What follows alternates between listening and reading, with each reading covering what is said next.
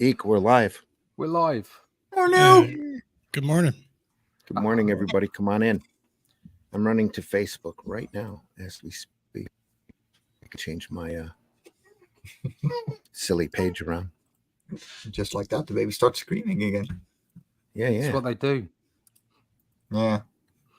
It's better than having a cat in heat, I'll tell you that.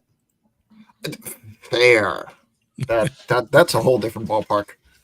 Oh, we're getting her fixed on Monday, hopefully. So we'll see how that goes. Come on in, everybody. We see you out there. We know you're there. Devil Flyers in the house at 1:30 this morning. Says, hey, guys. Mike Jimmy, of course, is in here this morning. Says, hail the mighty chat. Devil Flyer.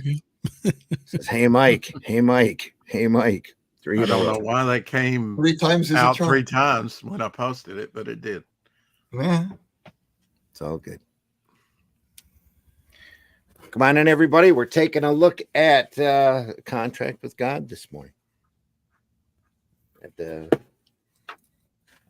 last half of it. Get a little Eisner on, and we'll see how it goes. A little bit of opening here, and then we'll get underway. Holy shit. That is the craziest thing I have ever seen. And I'm Dennis Quaid, and Dennis Quaid has seen some shit.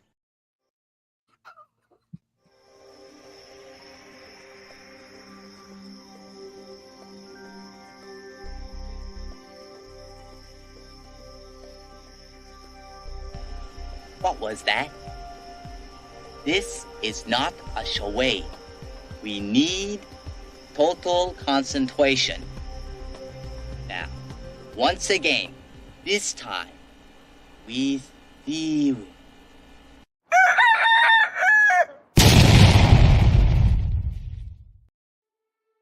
In the time before Atlantis sank and the lands of the world were savage and untamed, one man would claim his destiny. Leaving his Atlantean tribe behind and throwing off the shackles of Lemurian bondage, he sailed the seas as a pirate captain before seizing his place as a king. And now that he has the throne, how long will he be able to keep it? This is the Shadow Kingdom, the classic sword and sorcery tale by Robert E. Howard, adapted by Randy Zimmerman, with artwork by Russ Leach. Available now at fundmycomic.com. Right now. Why don't you drop a link in the chat? Yeah. There you go. Yeah. Get it. Buy it. Own it. I can dump that link in the chat. Own it. Do it now. Do it. Do it. Come over to the dark side of the force. Exactly.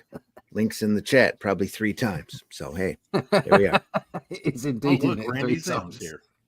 So good. Yeah, Randy Sims in the house. Hey. You folks, I am your... What? Go ahead. You just want to shorten your name? I mean, you're Randy Zim in the chat, and you're Randy Zimmerman here. Yeah, I get tired of the man. So a lot of my commercial work I just sign as Zim. So okay. That's a cool Randy sign Zim. off. Emperor Zim. What's that? You get that Zorro Z working? Because I don't do a cursive Z. I just don't. I think it's ugly looking, and I'm not a fan. So you should do 2 characters, Zim and the Erman. Yeah, I already have a monkey. So, hey, folks. I'm pretty sure Zim would create copyright infringement, but... Yeah, well, I tell everybody that between Spank and HeroBot, I'm all over my comics. So that's all me. Oh, my gosh. I hope I translated that wrong. Yeah, you did. It's you always write what you know, and Spank's my my inner voice, and oh god, HeroBot's a lot of time my outer voice. So the wife says ever since I woke back up from my little health scare, I've been grumpier. So I says I'm not grumpier, I'm just older. Were you frozen in an iceberg for 50 years? Almost. I had COVID. I had double pneumonia. It was COVID on the respirator for 6 weeks and died twice. So they brought me back. They don't know why I'm here. They sent me around to all the doctors after I got up and around. I beat the physical therapists and their trajectories as to me getting better. And I just, my big fight was just to get back to normal and get back to doing comics. So Did it affect your breathing, your lungs? not at all. I was real lucky. Awesome. As far as I know, it hasn't affected me at all, except for the scars that I've acquired. Yeah, you look at Luke Stone and some okay. others. Doc Blaylock, he lost some of his so breathing. much. Yeah. So much more lucky. So it never got in my lungs, but it really hit me hard. Yeah. I got a scar here now that apparently I got when I was fighting to get on the respirator, not to get on the respirator, and they ended up drugging me out really, really good. So I traveled. I traveled a lot of places in my head, between October 13th and about November 22nd. I bet you did. I traveled for months all over the country. Wonderland, Oz, all those places. Yeah, speaking Disney World. Speaking about your head there, Randy, you're like saying you're in your head you're Spank, and then you're also saying that you beat off the nurses. And no. About a monkey. That's not what I'm saying. There was go there, didn't it? Had to, yeah. He took it there. Yeah. Folks, you go over to arrowcomics.store. You can see a lot of my recent work, like The Fool, Paragon, Calico Shard, and most especially HeroBot, which is my little cartoon robot that I do primarily myself.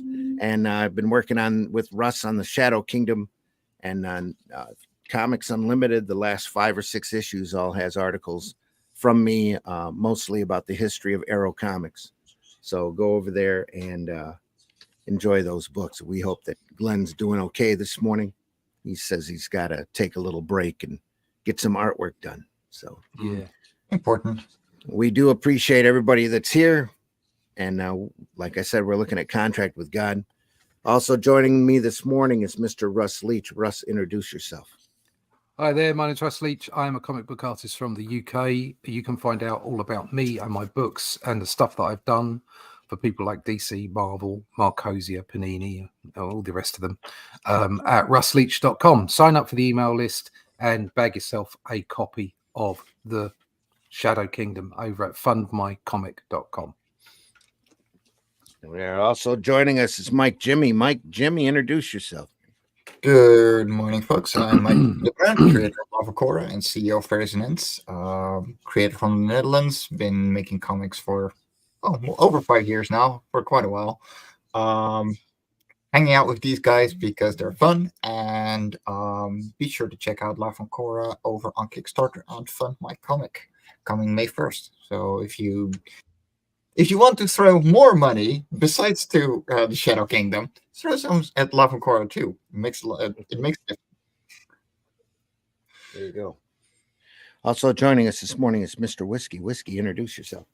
Hi there. I'm Whiskey O'Connell. I'm the lead creative director for Bandit Ricochet. We do 3D modeling for production, spin casting, injection molding, any kind of casting that you want, 3D printing, and so on and so forth.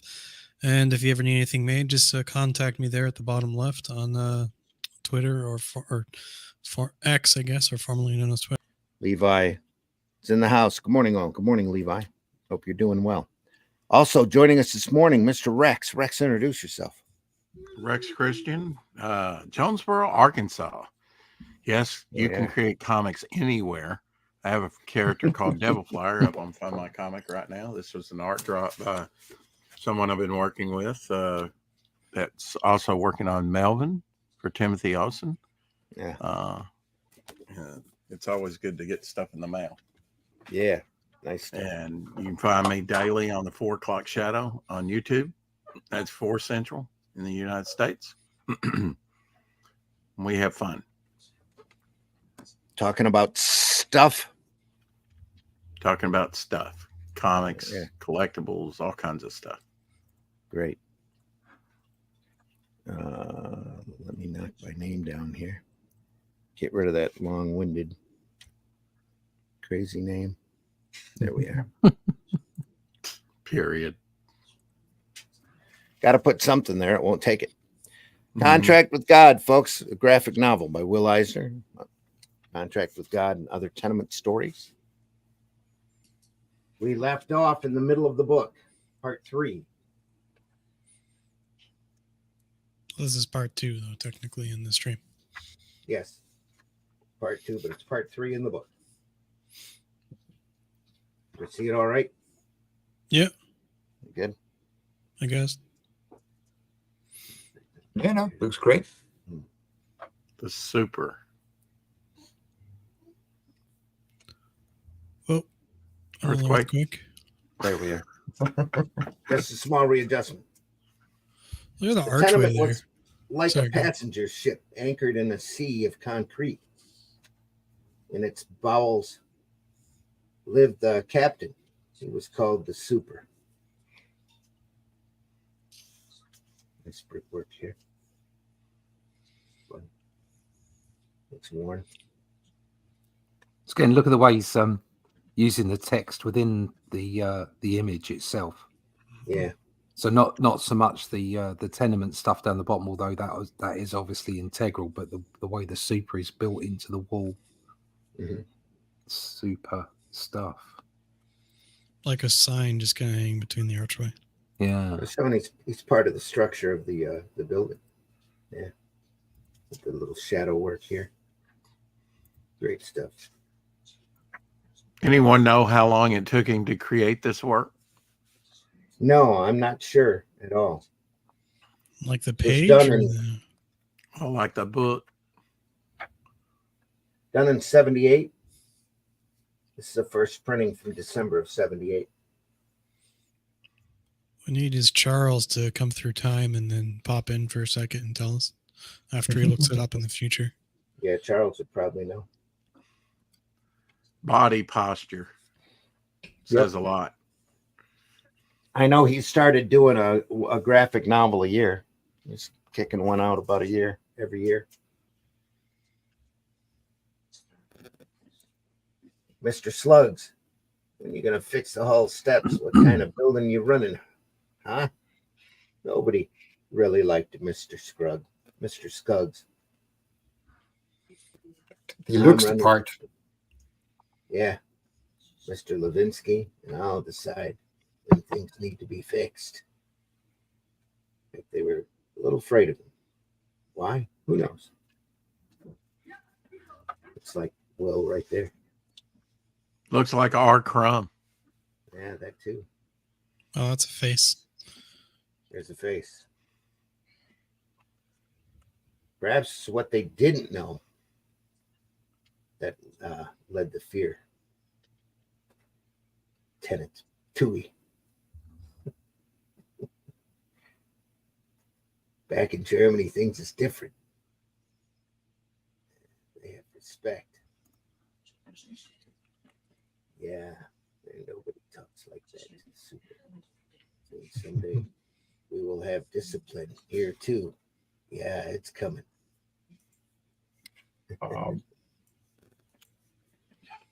So he's an old soldier, eh? Old soldier from Germany, apparently. Well, Look at that. That line was. Oh, he was the landlord's man, the enemy. The way he's done it, it's almost like he's taking a shower. Yeah. mm-hmm. Like that. This job was not an easy one.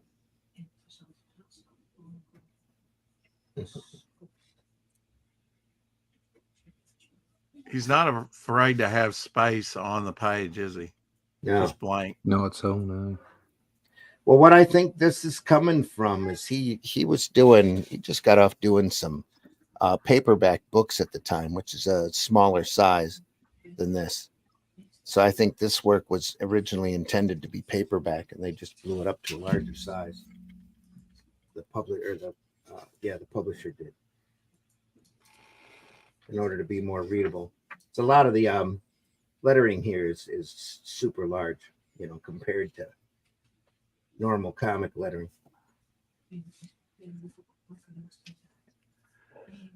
Shut up, Mrs. Farrell. Stop knocking on the pipes. Mrs. Farrell, I know you ain't got hot water. It just started up the boilers. Yeah. Shut up. He's not racially tolerant. Of course not. Sorry about that. It's an old super. I don't think he's tolerant to anything. Yeah, probably. About racially tolerant. What you knocking on the pipes for? I ain't letting you in. What's that dog, Scugs? Look at that. No, what lighting on the top right there. Yeah. You get to learn about the tenets of the building through him, don't you? Yeah. And the environment around him, the actual building.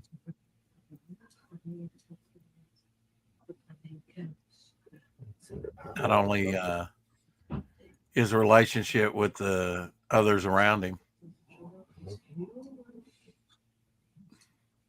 Yeah, he gets back to his room. He's got nudie pictures pinned up all over the wall. Well, we know what he's about. Yeah. Yeah, I mean, what you have around you is Oh, look at those very lines. telling, isn't it? Yeah. The left-hand page is so bold, it's just jumping. And then those lines in that dream sequence on the bottom right, wow. It was an old soldier, so it's not surprising he's got the pinups. Yeah. Yeah.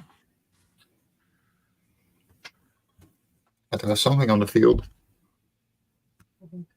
Losing himself in his drunk dream. Just a swirl to it.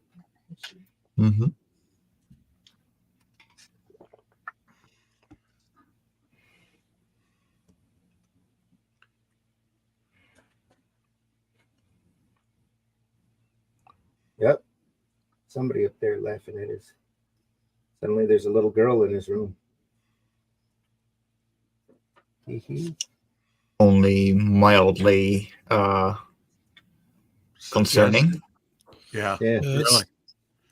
You think you just throw her out, you know? Got a devilish look on her face. It may be Linda Blair. Oh, I believe he's probably dreaming. It's a nickel. Okay. For a nickel, get one look. It's enough. Gimme.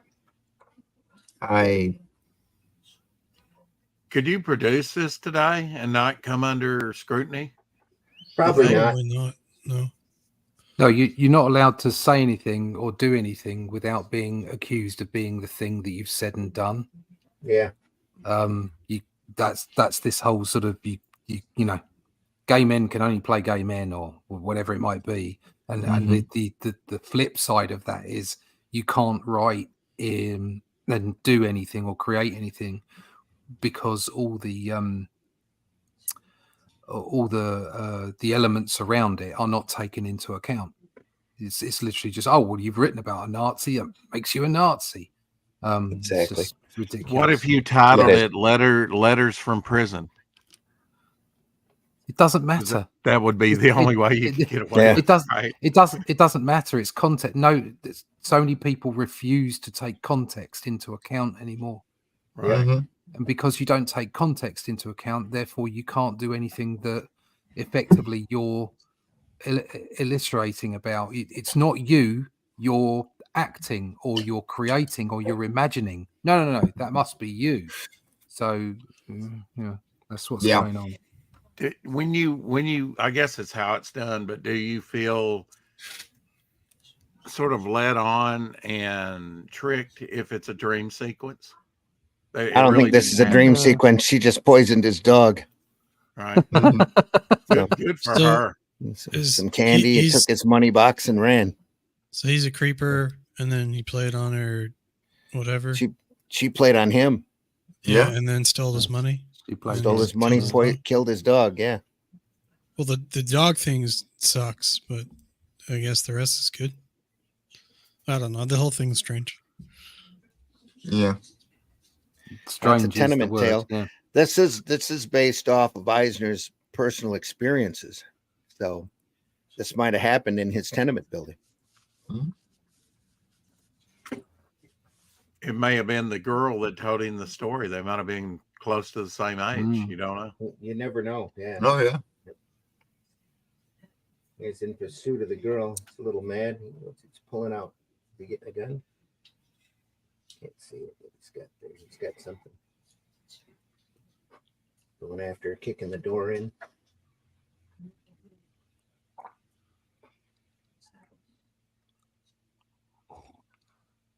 Yeah, he's got a gun.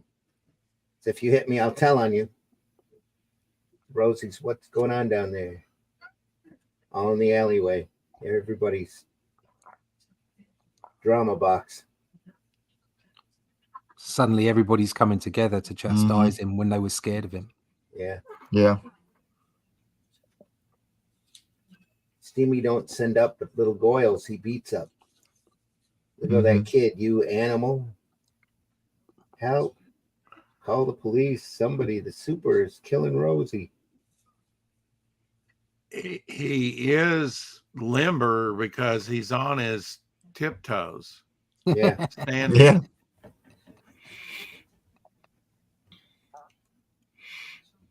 He's got the moves. He's good. He's going to start moonwalking in a sec. Shot here, all line work. Yeah. It's beautiful, isn't it? Yeah. Well, it's amazing that he goes from sort of a mid shot to close up to long shot. Yeah. So he pulls that camera back to show the alleyway. Sorry about that again. Now he's devastated. Where'd the gun go? Still in his hand. Oh, he's still got it. Yeah. Is it okay? Now get out, you dirty animal. Is he burning Pretty his much. dog, cremating his dog in the furnace? Is that what No, I he's think doing? he's stoking the boiler there to send heat up. Okay. Maybe he's had an epiphany. I'll burn him out. He's devastated. That's what he is. Maybe he should just throw himself in the oven. Possibly. Ejected with shadow work there. Range of emotions. Yeah. Going back to Mourner's dog. You almost feel sorry for the crumb. Yeah, he's Yeah. He's deleted himself. No one comes in here. This is my room. I'm the super here. Break it down, flattery. Stand back, everybody. Blam. Ooh, guess he took himself. Yeah. It's quite it's very emotional actually, that left-hand page where he's hugging the dog. Yeah. Yeah. There's In pain. there's so much in it as well, because like you dislike the character because he's mean and he's horrible, and a bit grimy, and then you see that he can have emotion just like the rest of us. Yeah. And that's where you start talking about bullies and why they bully and what's happened to them. And this guy's obviously been through some serious crap. Right. Yeah. And And he's you got to topped wonder himself. if he's haunted by the memories. That's a sad story. Yeah, at first you're not 100% sure he's a bad guy. Then he is a bad guy, and then he's a bad guy with feelings. Yeah, then you feel sorry for him. Yeah. Yep. It's a hell of a story. Yeah. All in about, 15 pages maybe? Yeah. She's a horrible human too. Like, they're all of them. Yeah. It's incredibly evil. Yeah, it just goes to show that doesn't matter what you look like, whether you're a pretty little girl, or a little pretty child, or a big dumpy old git like that. Yep. The range of human emotion sort of goes through everyone. It's almost like a Twilight Zone Yeah, it story. is a little. Yeah. That's look at that work on the right hand page. It's gorgeous. Mhm. But look, I mean, these pages. They're not full of panels. No. And It's look the how beat. much story he's got over Yeah. in such a few pages. Yep. With not a lot of dialogue. With not a lot of No. dialogue. No. And when you look at some modern comics, which are just like dialogue heavy, because and I think the problem is that a lot of writers aren't actually writing comics. No, they're really not. They're writing stories that they prefer were films or books that just happen to be in comics, and then the artists are driven into, making sure that it works through the story, and too much dialogue, too much tell not show. It's awful for comics. I mean, it's actually what I find. A lot of writers just don't understand the comic format that deeply because they don't draw, right? Yeah. And I'm gonna take one of my own writers as an example here. And she's a phenomenal writer. I love what she does. I mean, I made her stories. So yeah. But on average, on the first time that I get a script from her, there are about 15 panels showing just eyes and their emotions. Usually with dialogue in there as well. I have to cut her down every single time. And it's because she's used to writing prose. Yeah. Yep. Yeah, that's right. It's hard to, especially if you don't have an artistic background. It's really hard to be able to translate your prose mindset to a comic scenario. Well, that's the thing, is that you hear so many people say, "Oh, comics are just like storyboards." No, they're not. No, not at all. And I've done both, and I can tell you that although there's an awful lot of stuff as a comic book artist, okay, there's an awful lot of transferable skills. Oh yes, that go from one to the other, a huge number.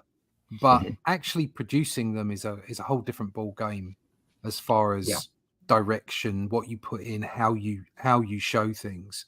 In the comics are more dynamic, or they should be more dynamic than storyboards are.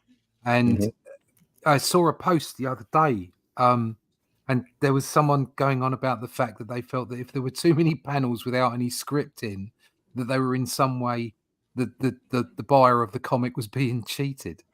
And it's like, I can't imagine a more ignorant view of what a comic book is about than that perspective. That's all from the writer wanting to put more of the written word onto the page rather than, and he was met with comments saying, look, you have silent panels. It's show, don't tell. This is a comic. This is not a novel. It completely got the wrong end of the stick, in my view, of what a comic is about and how it's created and how it presents itself to a reader. Yeah. But there you go. And this, coming back to what we're talking about here, Eisner is such a master. He's a master of everything. And there's not many people in the creative in the comic book history that has been such a master of everything. Do you know what I mean? For sure. Absolutely. It's like you look at the greatness of Kirby and how he created and the styling and all the rest of it, and the storytelling. But I still think that this has the upper hand on the storytelling aspect. He has everything in this. He can letter, he can pencil, ink, and also he tells the story completely. So the script and the art is not two things melded together. It's one thing. Yeah, very much so. And it's rare to see that in comic books. For all of us, it's just a really, really difficult thing to do. But Eisner does it. and nails it every time. Mhm. One thing, especially the younger viewers need to keep in mind, is this book was done in '76, and at that point, it was primarily superhero stories in comics, sitting in the racks. This is before, slightly before the direct market even started up. This is really the first slice of life graphic novel that was ever done, where somebody's showing their experiences. So and life obviously in the city and in the tenement was really hard, very rough. So you're getting a lot of raw emotion put down here on the paper by somebody who's, at the 70s, he's been doing this for 30-40 years at this point, producing the spirit sections, working with the government, doing instructional manuals, starting off doing comic strips and comic books, with a large studio. So he's literally done it all at this point when it comes to comics. He's invented more conventions and tropes with the sequential art than anybody probably ever has or will. So you're seeing that this is a very powerful personal work for him. And even here at the end, he probably went through the Depression, right?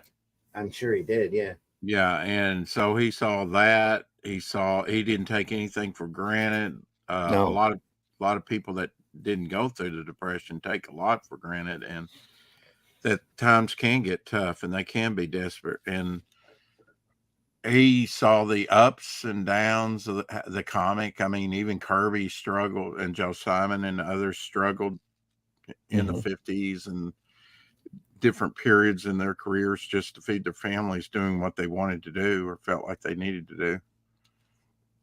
Yeah. And I'm sure he did too. He had studios that opened and closed. And that final panel capping the story here with he doesn't have to go out and point out to you that there's now a sign in his window saying super wanted. As the little girl sits on the steps and counts his money out of the money box that she stole. It's a dark story. Very dark story. Oh yeah.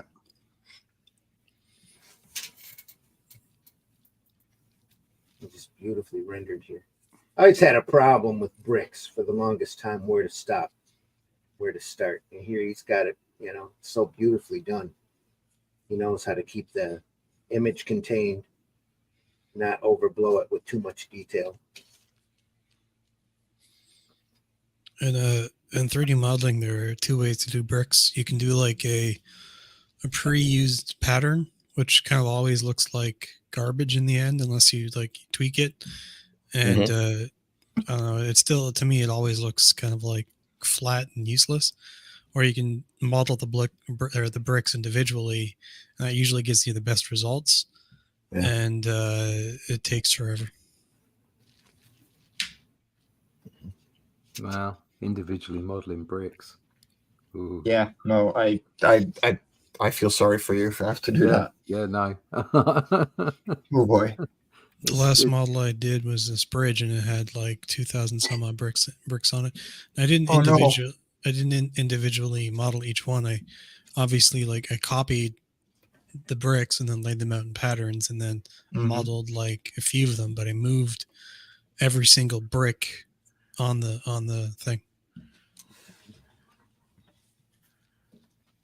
Glenn says Will is showing that not everything is as it seems in life. He's showing the evil in everyone, even a pretty 10-year-old girl. Hey, Glenn. Good morning. Well, that's the thing. Kids are evil. Good morning, Glenn. Morning, Glenn. Kids are evil. There are evil for evil's sake, but often there's a backstory to all evil. Oh, yes, for sure. Like bad parenting or what have you.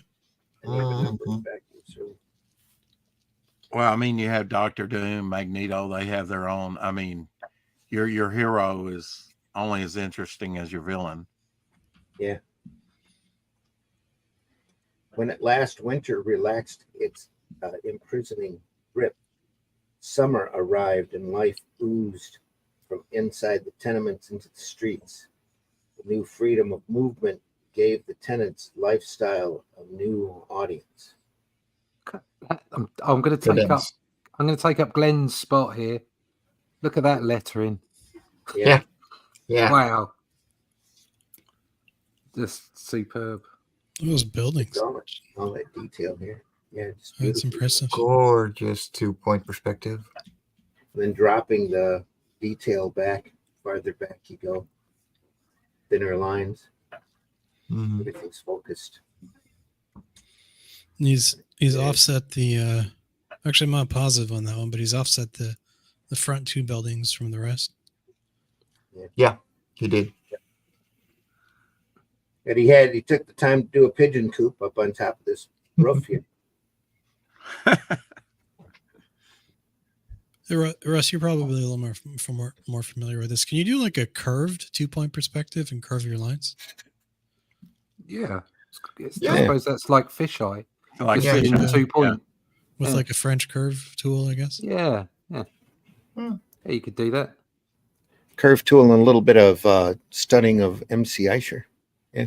Mhm. Figured out. Yeah, Glenn says, good morning, chaps.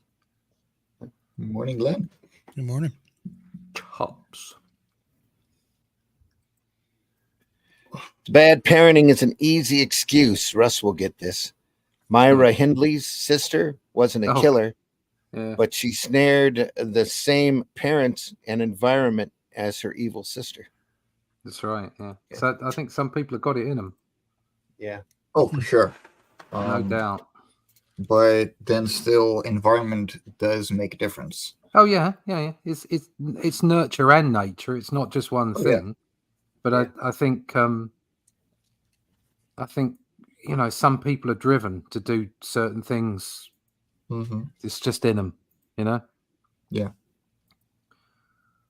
Communications became easier between the tenants. A new status developed. The vacationers. Going to a is that Cookaline? Kookaline. Cookaline again this year. Fanny, have I got a choice? We're going to Fiegel's farm up in the mountains. Getting away.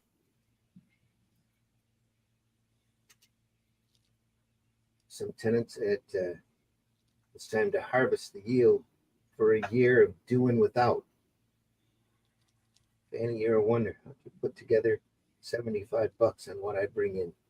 Oh, else 2-day-old bread, yesterday's milk, and hand-me-down clothes from my sister's kids. If I left it to you, we'd have nothing. What are we going to do this summer, Ma? As a kid, we always looked forward to the 2-week vacation, heading up north and Camping. Are you talking about yourself, Randy? Yeah. You'd go up into northern Michigan. Dad would never drive out of the state because he said there was too much to see here. It's just his excuse, so he didn't have to drive any farther. You go up in the upper part of the lower peninsula and camp out next to a lake or something. Fair enough. Yeah. State park. You're not going to hang around the streets this summer with those rotten kids. So where are you going? Where are we going, Ma? We're going to the country. Now go to bed. Do we tell? It's a Cookaline. It's a hotel. Yeah. Where your mother does the cooking herself. You only get a room to sleep in. It's like a B&B, huh? No. Oh, Get yeah. a room to sleep in. That way it's cheaper than in a regular hotel. Now, go to sleep, Petey.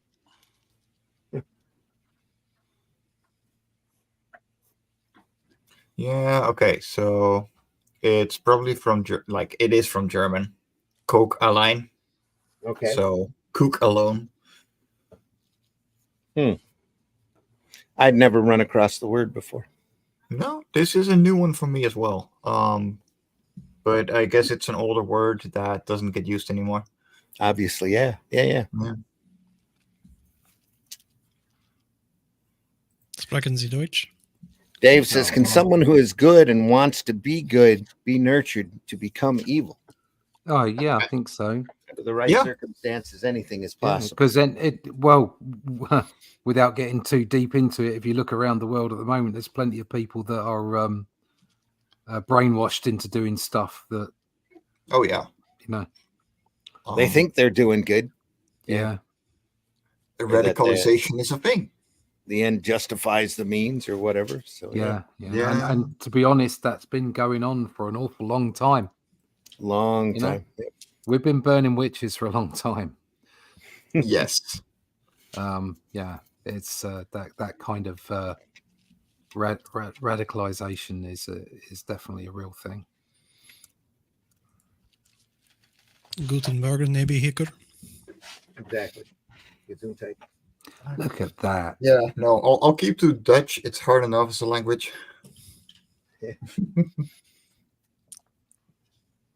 A little bit more involved with the panel work on this one.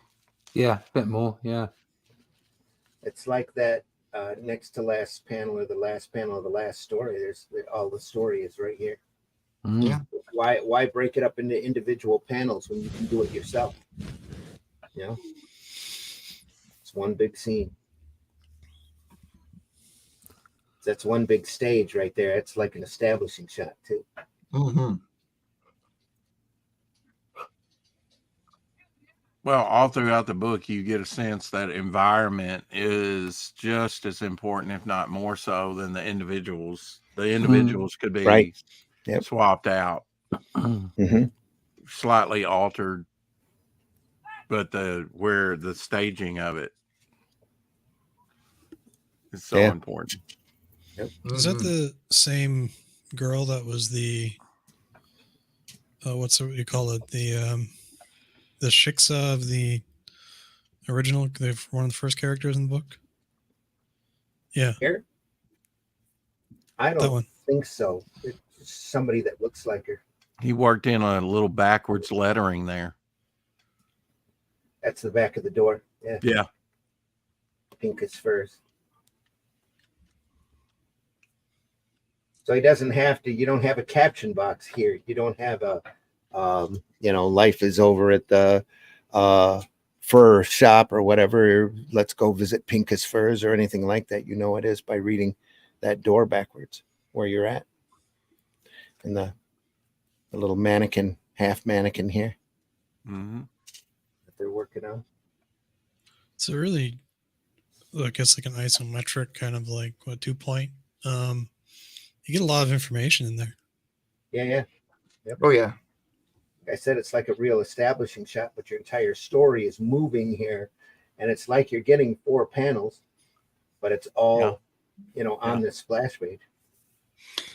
And the way they cut every scene in there with just an invisible line is incredible.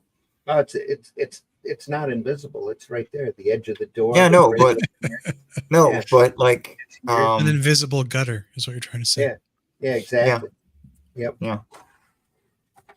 Very much Economy so. of line, economy of dialogue, economy of Everything. really illustration. There's not much waste in all of this. and yet there's so much thought put into the composition. Mm-hmm. Well, The even- lettering up above, setting the 2 scenes, and then your eye coming down, seeing where you're at, moving down And here what's to this. so compelling, you got to wonder, okay, is this, were these stories told to him and this is his mind's eye view, or was he actually present to witness some of this? I imagine it's probably the latter. He said it was a little of both at the introduction we read yesterday or last Okay. week, I should say. Okay, I missed that part. Sorry. Yep, it's all experiences that he's gone through or seen or know of with his life growing up in the tenements. That almost looks like Sergio Aragonés in that last panel with the woman turning around over her shoulder speaking. It looks very Yeah. cartoonish. I like the way in this one he uses in his composition the silhouette or the black or the dark shadows to kind of like Mm-hmm. drive you back into the image, so you take it like a double take. Yep. He's female and his face almost like Tim Mooney a little bit to me, which Tim Mooney may have been influenced by his work. Probably. I'm sure. So many people have been. Yeah. Hey, Slimmin. Hey, S. Quinn. Hey, Dave. Once that skin shipment. Let's see. Nude Nud Najink me.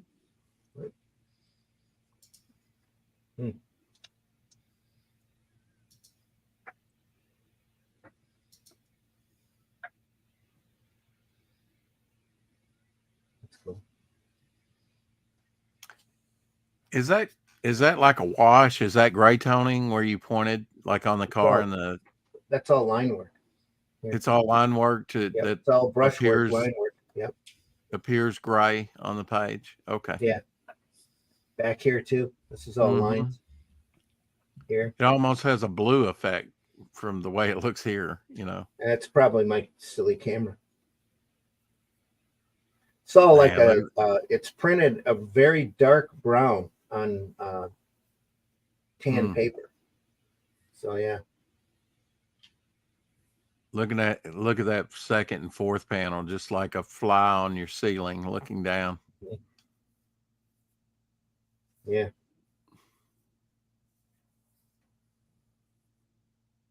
I wish I had that car. Yeah. That's when cars had style. Yeah. Had character. Now he drives shuttlecrafts. Yeah, pretty much. Tasteless, odorless.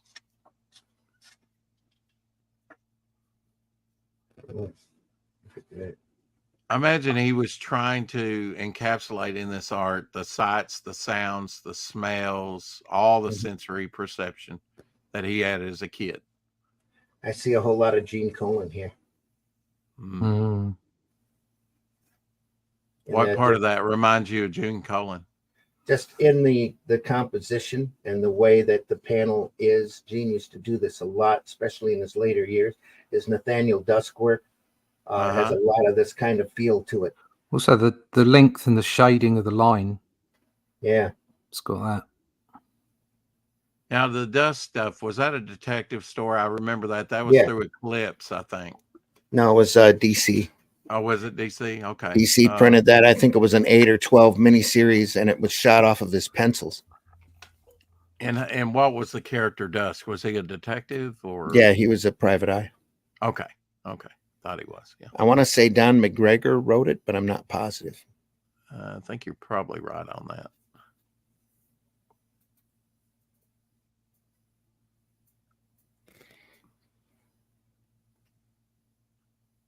Yeah, when it comes to Gene Colan, I think like exaggeration. I always see Colan as being very cinematic. Oh, very cinematic, yeah. But he's not afraid to bend his camera, which was really cool. Yeah. I think I read an interview with Stan Lee one time where he said is going to have the guy open the door, and he looks at the artwork, and there's this unbelievably great picture of a hand grabbing a doorknob that, normally it's like an everyday thing, but Gene made it look, like a dynamic picture of wonder,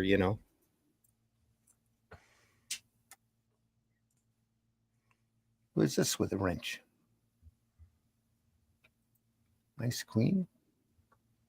Morning, Sim. She's over in the Sim UK in the with house. you. Yeah. Can't stick around. Got to hit the sack. He's probably been have a great gaming. stream, He games Thank you so a lot. much. Yeah. Yeah. Nice of you to stop by. Glad you're here. We got an amazing, we got a great audience for this early in the morning. So thanks, everybody. Thanks for stopping by. Appreciate you being here. The majority of our viewers are all after the fact. So See you on the weekend, Fanny. Willie, you got the sandwiches? Bye, Sam. Don't mess up the house. Look at that train. You know, it's sad that there's a lot of people that wouldn't give this a second glance because it wasn't superheroes in the Bronze Age. Yeah, absolutely. It was, in a way, it's kind of ahead of its time, a leader, a pioneer, and they're not always appreciated when they blaze a trail.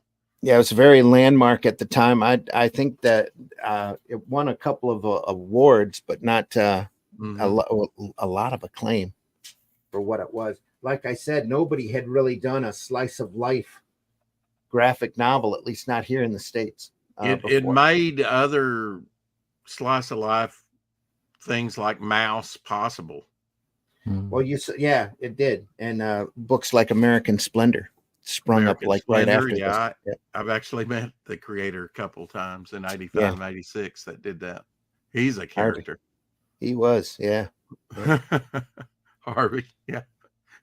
But the only time I saw him in person, he was his character from the comics. He was sitting grumpy, arms crossed behind a table, waiting for people to come up and talk to him. Exactly. I never, very self-assured. I kind of projected on him that would be maybe a little bit like Crumb was, although I never met Crumb. You know. Yeah, Crumb was at the same show. Oh, really? Okay. Yeah, it was a New York show I went to, and the lead, the feature attraction, the e-ticket ride, literally, and they sold tickets, and you had a number on your ticket. You could only get in line when you were between the numbers that were called, and it was like an hour wait. The line was once it started in order to get over to talk to him. That was Jim Lee. Right as Image was blaring, and Crumb and Picard were both guests there at the same show. So I got to talk to Crumb for a bit, have a couple of books, Zap Comics signed by him. So there was hardly any appreciation for them being there, but all of these people, begging for this e-ticket ride to go and see Jim Lee. Yeah, yeah. They probably got that at most of the conventions they went to be truthful during about that time. Yeah, I remember the first when Youngblood first came out. They set up a tent in the back lot of the Chicago Con, and they stayed out there 24/7 signing books. Liefeld did. So we set our alarms, got up at 4 a.m, and went out and had him sign our copies of Youngblood, just to see what was happening. They had a few people still out there talking to him. They were doing a marathon session, signing and talking. More train. Like that. Swing that camera up. Like the grading overlay there. It's all line work. Oh, the grading? Mm-hmm. Yeah. Mm-hmm. Yep. It's just amazing brushwork here. Humph, you think I don't know? Mr. Pather, a big Neuscher. The minute I'm away, he's going to grab something. A chalet, sulk, and suksa. That's that word from the showroom. Peter, sit still. It's a long trip. You want a banana or something? Tuksha. Had that word last week. It's a Jewish word for loose woman, right? Something like that. It's a slur. Yeah. But yeah. More train travel here. Inside, outside. Look at that. Beautiful. I wonder if it's offensive today or not. I'm sure it is. You don't hear it very often. Well, it's in Seinfeld. There's a whole episode. Probably. Well, that was Seinfeld, so yeah. He was from the same area, only decades later. Presumably only Jewish people would know it, though. No, I mean, it was, I guess if you lived in the area, you'd probably hear Yeah. about Probably this. pick it up. Yeah. It's a cultural word, slang, slander word. Yeah.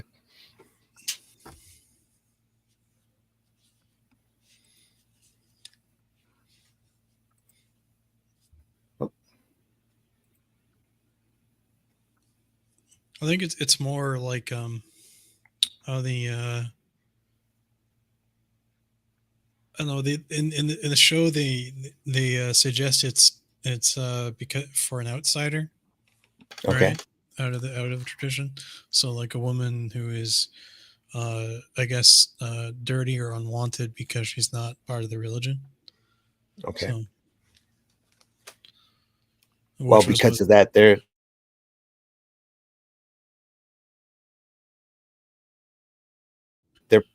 Uh-oh. so. no, we got canceled. Did we? No, we didn't. So what were you saying, Randy? Too early in the morning for that. Anyway, trains. They're traveling on a train. Finally get to see some silhouette. Yeah. Not quite just shadow. Yeah. Going to Grossman's. And blowing a sax in the band. It's a free vacation. Lots of time to study. I'm waiting on tables. Lots of tips. Trains pulling out. We're on time. Woo, woo. There it goes. Out to the country. That's awesome. Another awesome page.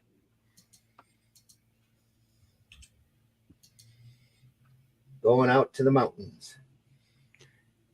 He can draw Yes. for me anytime. Yeah. Yeah. Draw anything too. Yeah, I mean, I was thinking earlier with this train, a lot of artists wouldn't even want to tackle that, you know. No. He does it with such economy. Yeah, I mean, you Oh, don't have to silhouette. draw the whole train, but he did there in silhouette. Here, yeah. And then Yeah. it draws the And cars then here. a few individual cars, yeah. Mhm. That's the sign of a bad artist if they're not willing to draw something, or if they start complaining about the what they have to draw. Mm-hmm. Yeah. Well, yeah, I mean that's the whole point of comic strip. It's a visual medium. That's why they're If as an artist, I mean we're all growing, we're all learning as we go. Mhm. But you should try not to be. You should at least try. Do you know what I mean? Mhm. You should try to do it. I Because agree. Go ahead. if you can't, then you're never gonna be able to do it. Yeah.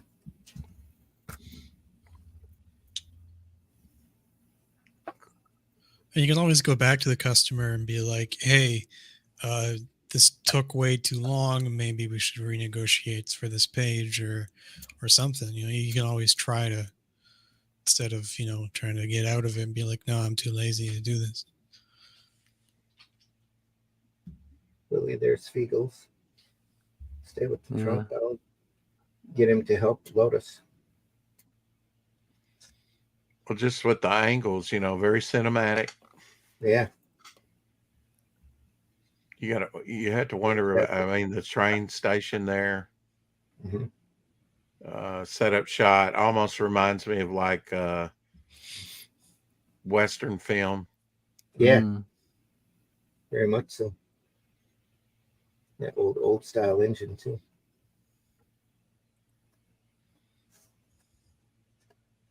Waiting at the train station so they can shoot him dead on the platform. Mm-hmm. High noon. They take all the workers out to the different lodges and hotels. Is this during the winter? Snow? No, it's during the summer. Oh, They're on okay. vacation. The kids in the tenement all get work in the Catskills, working labor out there, so they get a vacation and a little money besides for the work that they do. Guys, I'm gonna hop because there's a very active baby and I wouldn't be able to keep talking. All right, Mike. Baby alert! Same Baby here. alert! Woo, Yeah, woo, baby woo. alert. Thanks for stopping by. Appreciate you very much. Cheers, man. Yeah, no. Hopefully, we'll see you next week. Take care. When's your And, next podcast? I'm probably going to join Sketchy Saturday tomorrow, There you are. and of course, every Thursday at 1 p.m. Eastern, I do Hong and Animation. There you go. All right, man. Take care. See you, Take buddy. care. See We'll you see ya. soon. Bye bye. In the barn there.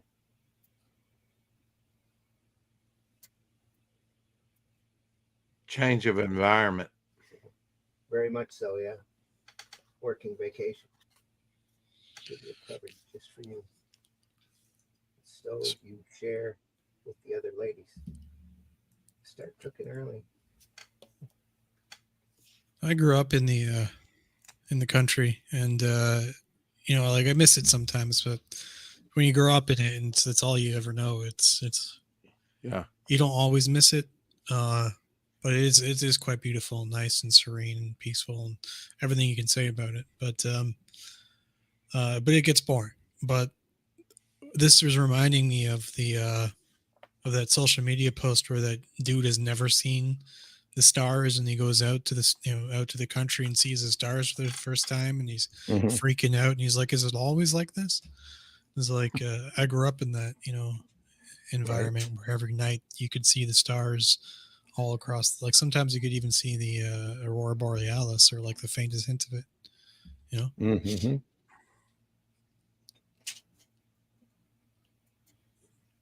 I love the Yeah, lack of borders on his panels. Yeah. Love Very it. open. The way that his border is a part of the picture there on that top left. The grass is the border. Just Mhm. brilliant. Yeah, it is. Love it. This guy walks into the barn. Hey, what's new this year around here, Mr. Beagle?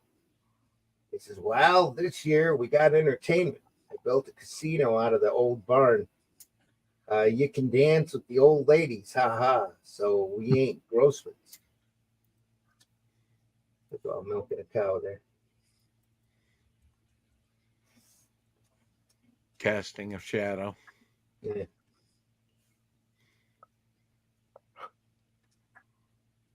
There's Grossman's.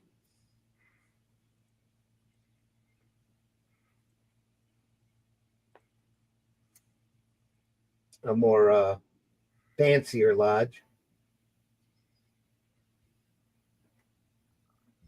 Danny. Who's here again this year? Danny the Toomler is now the social director. Okay, there we go. He's not afraid of caricature, is he? No. I almost say that's his entire style is caricature. Mm-hmm. Yeah. Without a doubt, he could probably draw like perfect illustration. Like Mm-hmm. you don't get like this without knowing your anatomy. Right. And Yeah, he's like Crumb. At times you can pull off the most almost photorealistic look, but why bother when you're having fun doing this? I personally prefer this kind of style, but Yeah, it's easy on the eyes.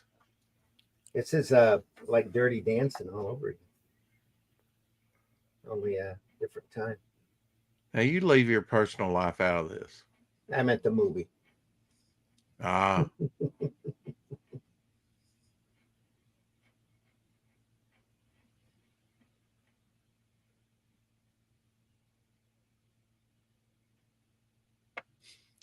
cold man. shoulder. Really? Yeah. Being attracted to him at all. Since I eat with the help, I want to be in the dining room with you. So maybe later after the dancing, we could have a soda. Oh, so you're one of the help. Well, I'm busy. I'll be busy. Yes, I got to wash my hair.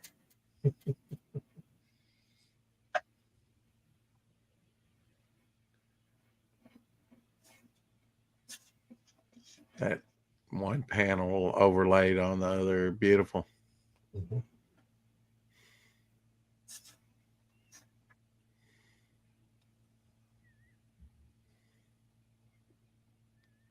Juan, what's wrong with me? Well, it's not you. It's just, well, I mean, socially, we're not equal. I didn't come up here just to meet a saxophone player.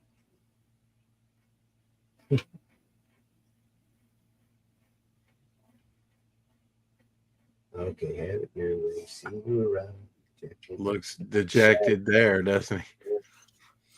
I've been on the exact opposite end of this one, where I wasn't even interested in the young lady, but there was this indie band playing in the city, and they were just at the bar. And I'm a musician, and I frequented the bar, and I played there regularly. And I think it was an open mic. I couldn't remember, but the young lady was playing in this indie band. They couldn't play at all, didn't know any of the stuff, and I was just being friendly. I'm like, hey, how's it going? And just like, oh yeah, I like ninth chords, which is a chord you use in funk music.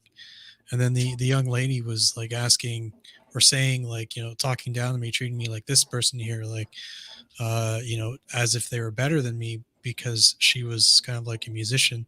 But and then I asked her about the chords, and then she didn't even know music theory. She's like, oh, we don't use music theory at all. Like, I don't know it. I just play by feel. And then she goes up and plays, and she's awful. Yeah, that's why you're crap. Yep. And then I go up and play, and I clearly know what I'm doing, but like, it's funny. You said this was brushwork, but now did he do Quoquill or anything else? As far as I know, he used Kalinsky brush on all of this. Mm. It's such a brush that you can get thin, thick lines. All you need. Yeah. Yeah. I don't think he used a crow quill on any of it. At least it doesn't look like it. All of this just looks like he might have done it back here. You see that gray tone? That's all real thin lines. In fact, he didn't fill in there. But everything else, all of this is brushwork here. You can see the open spaces there.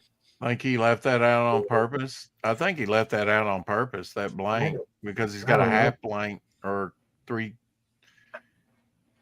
He eases up on, well, I mean, I guess that's the edge of the board, right? Yeah, there's a railing here.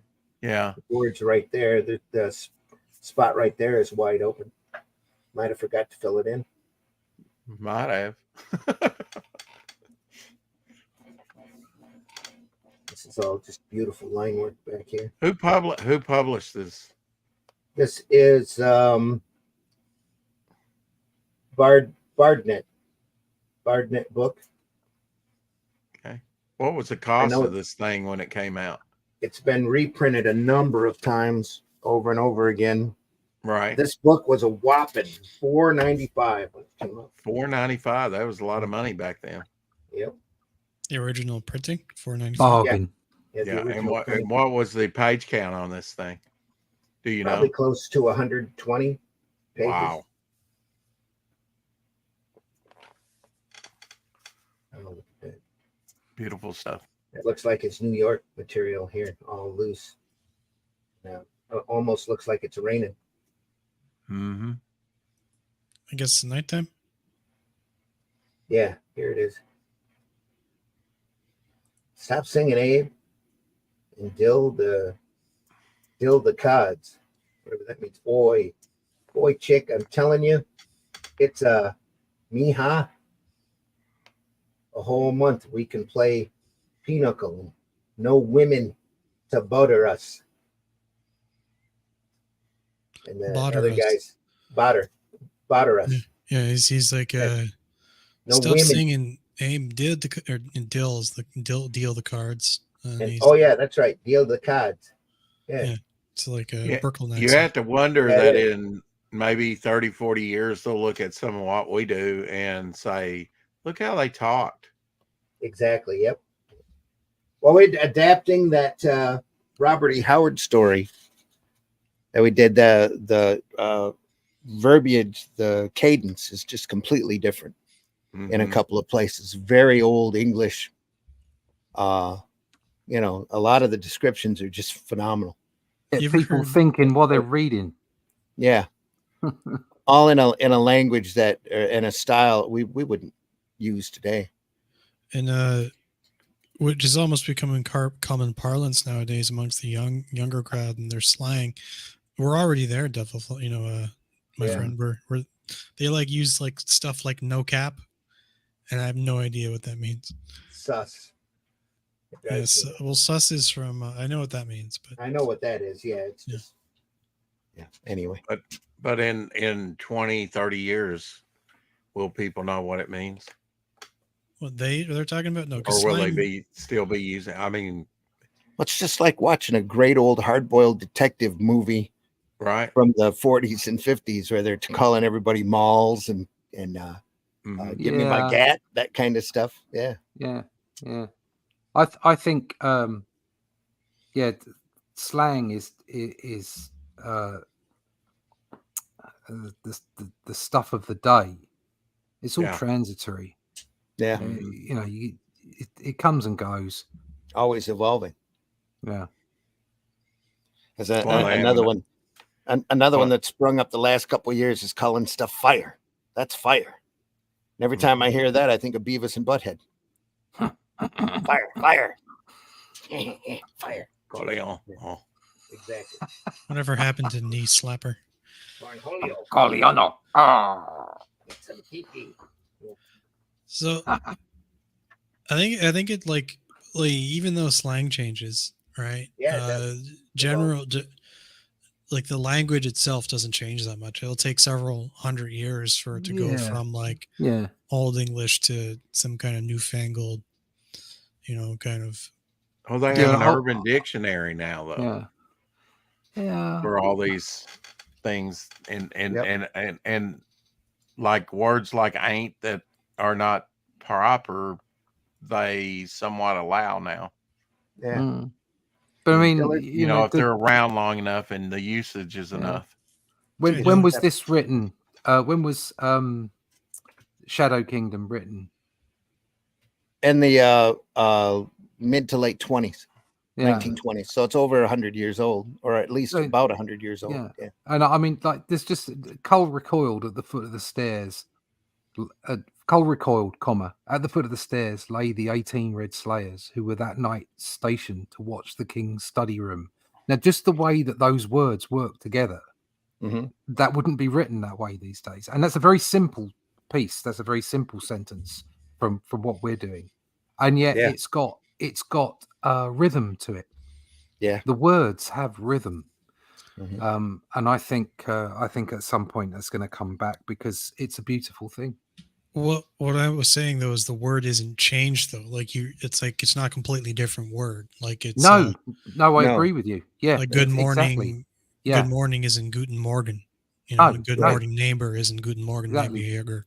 Whereas Old English is Yeah. really, there are different words, literally. Yeah. There's even a slightly different alphabet. So, I think I think you're right. I think the language will stay the same. It's just where people are using colloquialisms, slang, Yeah. I like sometimes just being lazy, to be perfectly Yeah. honest. You know, I like a to good think of ru- it kind of like, if I jump in here for a second, I like to think of it like when you're looking at like a movie in the past, looking at the future, like Blade Runner or Mm. the stuff that came out in like the early 60s or 70s, and they're looking at the year 2000, you got flying cars and whatever else, or you're looking at Back to the Future, we're past that time and we got, flying car, stuff like that. So it's, when we're looking ahead at this stuff in like 20 years, it's probably not going to be that much different than it is now. Like, No. that's why I suggest hundreds of years before it will. Mm. Well, in Absolutely. Blade Runner, they actually had a street sorry. speak, didn't they? It was a particular dialect, and I think that something similar to that does exist. Mhm. But it's not if- prevalent across large numbers of people. No. if you look at a King James Bible from 1611, it's hard to read, but it's not impossible. Right. Mm. and that's a few hundred years. You still read it, or it may take you a little discernment about what's being said, but you can read it. And it's went through like 3 or 4 changes since then, overhauls, but you can still read it, and that's hundreds of years ago. But I think this is the power of dialogue, the word, that you can see the visuals and get the story. But what I like to get out of comics is from my imagination as well, inspiration, where the dialogue may suggest other imagery to me that's not on the page. Well, that's why comics the is such a comics that I powerful really like are storytelling. the ones that inspire me. Yeah. But And- that's and why give- comics is the most powerful storytelling medium, because it does everything.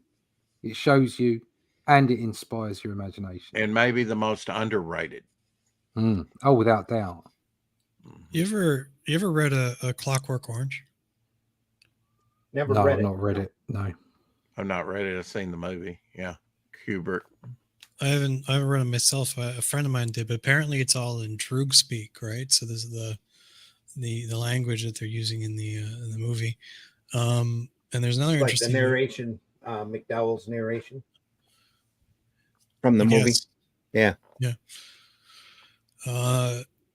Yeah. It's fascinating, concept.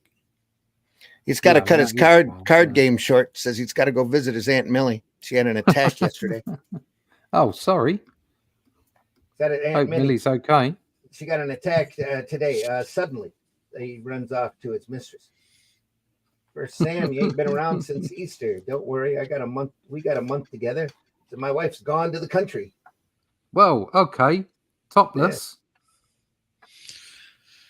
Yeah, we're getting canceled again. He didn't seem to care about that, did he? We'll see. Yeah. Although Listen, I think honey. the whole book is filled with like themes, Real and, life. Yeah. He's It's not like- drawn her very Yeah. well. Yeah. What do I have, Sam? Leave your wife. Tell her this weekend. Oy vey, it'll kill her.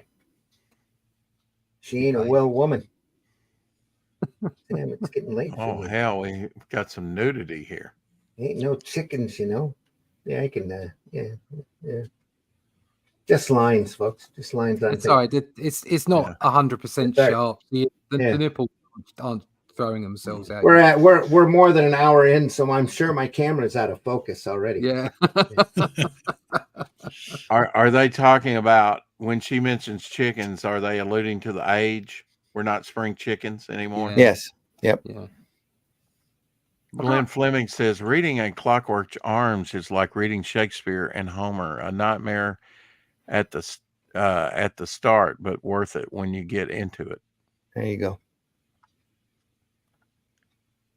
Once you get into the rhythm of the speak, yeah, it probably gets a lot easier the farther in you go. Kind of like Gillard, studying- happy you're here. Just wanted to say, we see you there. Same thing with Bone. Nice to see you out there. Ice Queen in the house. Bone says hello. Caroline, happy Friday. Where was that line up here? Oh, Bone says Beavis and Biden.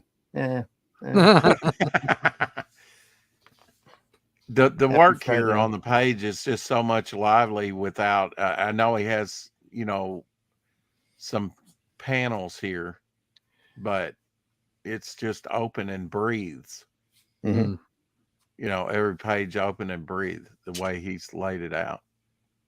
Yeah, uses the truck window as panel border here. As the framing. Yeah. Yeah. Or like Wonderful. looking under a staircase, or, just very cinematic. Yeah. The only reason for a panel border here is to make sure that it's different scenes. Right. Separate the openness here and here. I wonder why he wasn't a fan of them. Go ahead. So I wonder why he wasn't a fan of using them. Using what? Borders. Borders, just to make it more open. Yeah. More Just- open, the easier it is for your eye to follow and read. Ooh, look at our Willie dancing with Mrs. Minx. A man already. Yeah, I mean, like that top panel, if you can call it that, on the second page.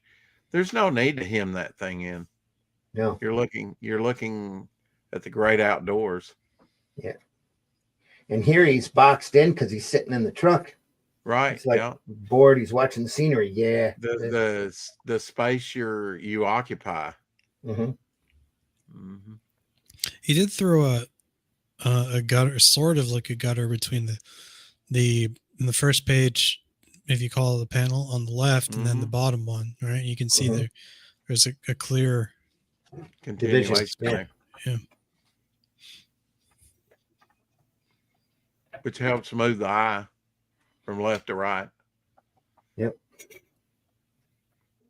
That's what the elbow does for sure, because you're like kicks it down here.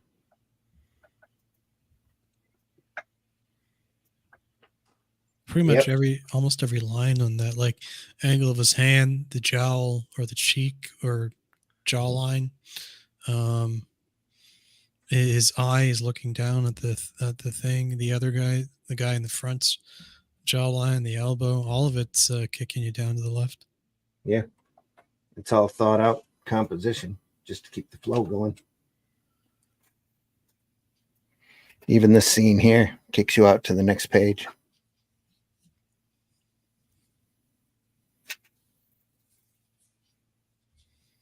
Coming in. I guess he would pencil this in and then start inking it. Yeah. Get it like he wanted it. I had to wonder, though, with his use of shadow and open space, like just that open space of that doorway. That door on that car is there. Mm-hmm. It's just wonderful framing. Yeah. Your mind fills it in. It's kind of like Joe Kubert with Why Draw Feet in High Detail. That was his, we all know what a foot looks like and leave something for your mind to fill in the gaps. Uh-huh. No need to fully render everything. She should keep her hands off him. He's only 15.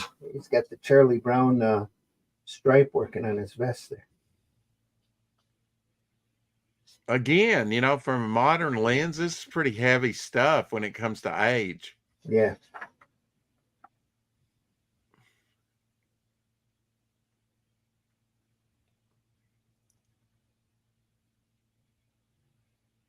Then you have your Walton mountain moment. Good night, Mrs. Farrell. That was a nice dance. Good night. Good night, John Boy. Where's Willie Ann? He's going to sleep in the barn. Come on up to bed, Sam. Yeah, good night, John Boy. And then we cut back to the guy and his mistress. Is it Oh, no, different guy. No, that's okay. still that's still here in the country. Stop, Sam. The walls are paper thin. Same girl, different guy. Yeah, husband and wife there.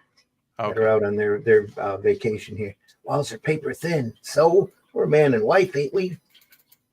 Some man and wife. You think I don't know about your shuksha? Maybe if you was more interested in sex. Don't use dirty words. Look at me, I'm fat and old with an ugly body with hands like sandpaper from the housework. I got high blood pressure also. So what do we do? A divorce? So I ain't giving you a divorce. We got kids to think of. You want to play around with your shuksha? Go ahead. Shiksha? Shiksa. Shiksa. I can't get that word right. Shik and then saw. Shiksa. I'll hide it from the kids so they won't be ashamed.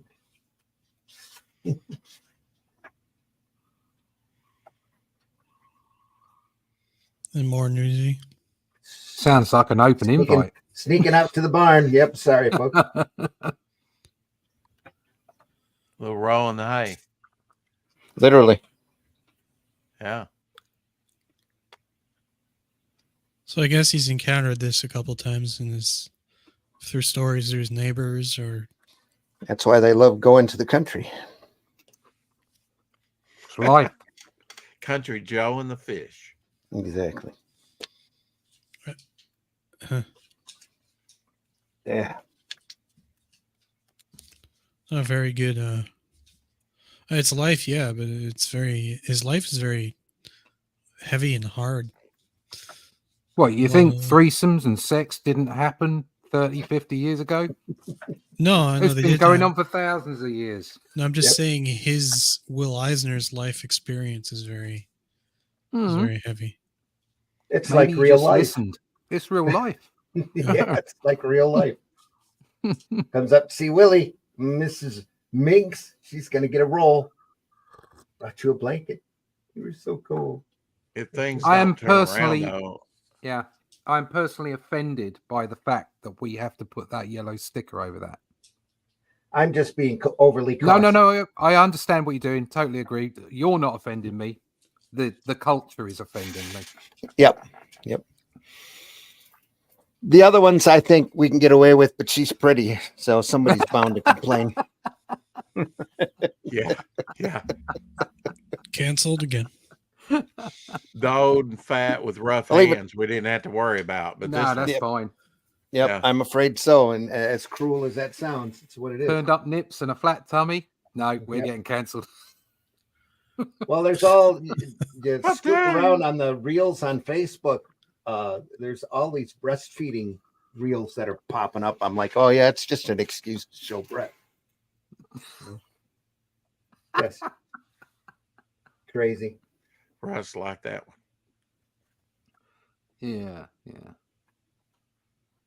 Uh, You don't ruin that book for the sake of a nip.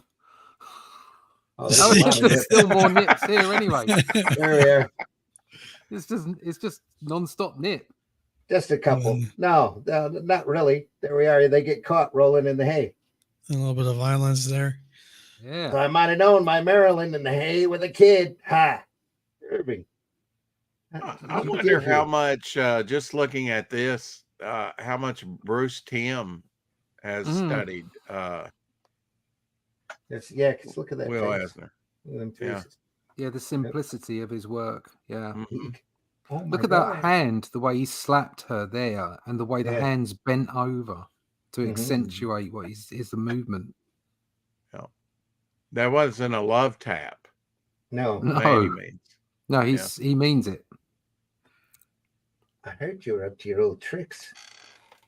Are those Also, lines going line up from the on that last panel? Is that supposed to be hay standing straight up? What is that?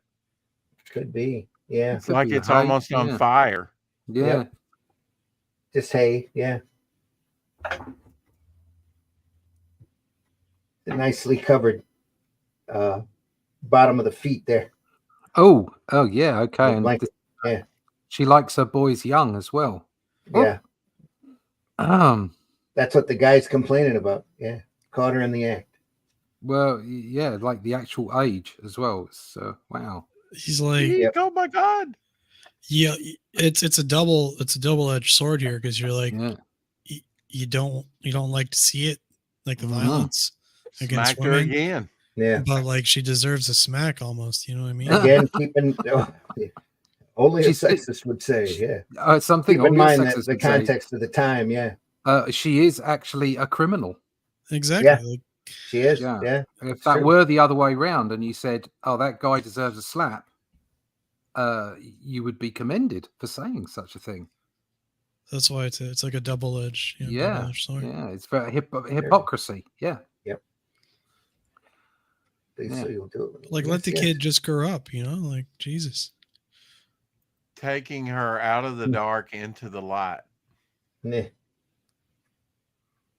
Yeah. I mean, obviously there's, She ended up doing Irving just to keep him from beating on her.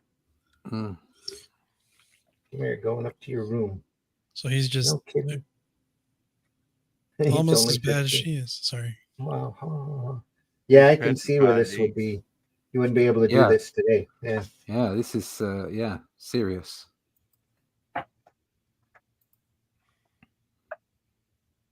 Meanwhile, literally back at the ranch. I see what you did there.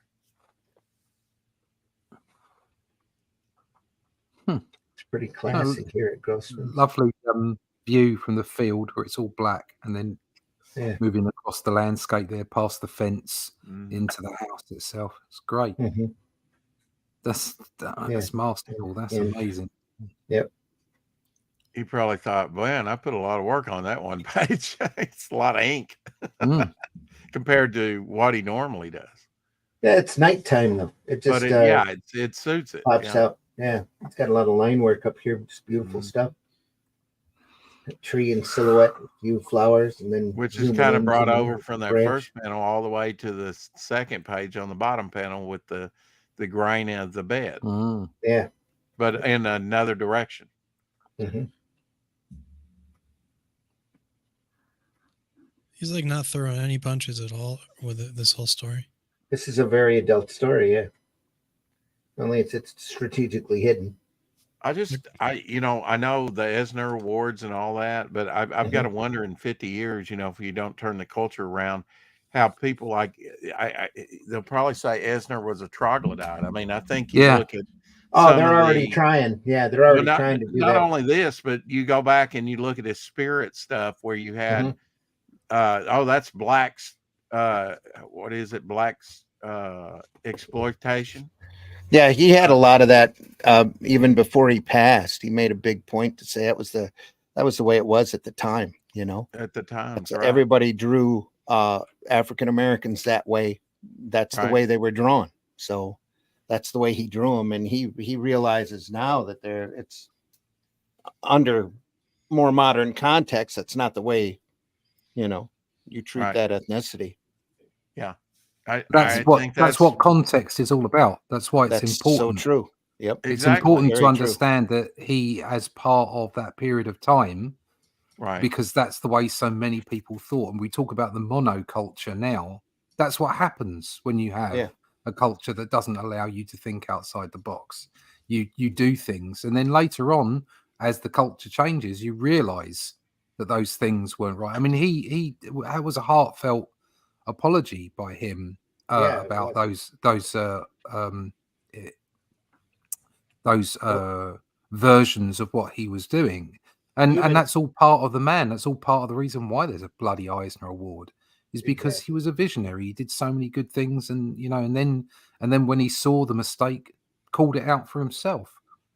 The idea that you would get rid of him because historically, now things look slightly different. It's like that's like removing history itself. I like placing myself back in that time. I may not like all the things of it, the segregation or racism, blah, blah, blah, whatever that might have been around at that time. Had I actually, transported myself back to the 30s, I might have hated it. But, I think we do ourselves an injustice where we almost rewrite things when we don't try and place ourselves back in that time and see from their perspective. Yeah. Oh, exactly. Yeah. It's like the old cliche: how do you know where you're going if you don't know where you've been? Mm-hmm. Right. Yeah. Oh, that's so passe. There's this historical piece. I think it was a Duke that wrote it, and it's like these memoirs or a journal or something, and it's the most degenerate thing you could possibly ever imagine and most disturbing stuff, but it's historically significant because he's like a famous lord or something like that, and he was above the law, like so they couldn't jail him, but allegedly when I saw this on the documentary, you can still get the works of his stuff, and he said everything that all the degenerate stuff you can get. So like it's just history is there, and sometimes it's just not well, I think we're in an age where, because of the way things are done, talent is overlooked, but also there's a lot of laziness, and Yeah. people don't want to work hard at their talent, which means that the easiest way to get on is to remove those people that are talented. That's the easiest way to do it. And that's what a lot of the rubbish that's been going on is about certain people wanting to be able to, write, create, whatever. Let's get rid of the talented people. And what you do is you call them out for something that's a hideous thing. But much like, I know somebody like Cthulhu, what's his name? Lovecraft. Lovecraft. Lovecraft was a racist. Okay. Yeah. But his works were what they were. Take them for what they are. Okay. If you look far enough back, I'm sure that somebody like William Shakespeare was probably racist, simply because he lived in a country that, whatever we argue about now, was white. Okay. And ignorance is what happens to you when you're cut off from everything else. So you've got to take the works on their own merit. If you canceled everything, we wouldn't have a culture left. Exactly. Most And of it would be canceled. of course, by doing that, so for instance, you had for a while ago, you had this, Lovecraft should be cancelled. We should never look at any of that stuff because he was a racist. It's like, yeah, you're right, he was, but the reason that they want that out of the way is so that they can write their own Lovecraftian stuff, which is nowhere near as good. Right. And I know there's a very simple way of looking at it, but it's kind of, it is part of the zeitgeist, it's part of what's going on. You get rid of all that great stuff, and it means that what have you got yourself to compare yourself to? Even the horrible stuff, right? Like that Lord's work, right? That stuff is bad, but there's historical record of it. Exactly. And, people buy, affluential people buy the book to I obviously don't have a copy because it's apparently really disturbing. But the thing is, like, it's a piece of history, so they study it as a part of it. So, like, you don't get history is ugly. You don't get rid of it simply because you don't like the context. You don't like what it's about. Exactly. Yeah. Absolutely. And it's it's very important. The only way to beat bad ideas is by hearing them out in the light and beating them with good ideas. That's it. You don't beat them by banning them, because then they become attractive. We won't learn from history if we block it. Yep. The seaworthiness of a society is also the barnacles that are on the bottom of the ship. It may not be beautiful, but it's part of the ship. Yeah. Yep. Definitely. Yeah. Yeah. And it's seaworthiness, if you don't clean that stuff off. And I'm afraid that we're afraid to really look at the underbelly of things and call them out for what they are. And it's a bait and switch. And with society today, people calling out certain things are the ones that are kind of covering up different aspects of culture that they would rather not face, and trying to superimpose their own worldview. And what makes their worldview in fact, if you put it under a microscope, it probably falls apart. It has, because they're just repeating the same old, and revisionist history. I really think that they're going to say, man, the 21st century got off to a really bad start, and man, were they troglodyte in their thinking. Especially since we'd started to get somewhere by the end of the 20th century. With the new millennium, with great promise. And so far, we're limping along like a three-legged dog. Maybe not even that well as a society, as a world.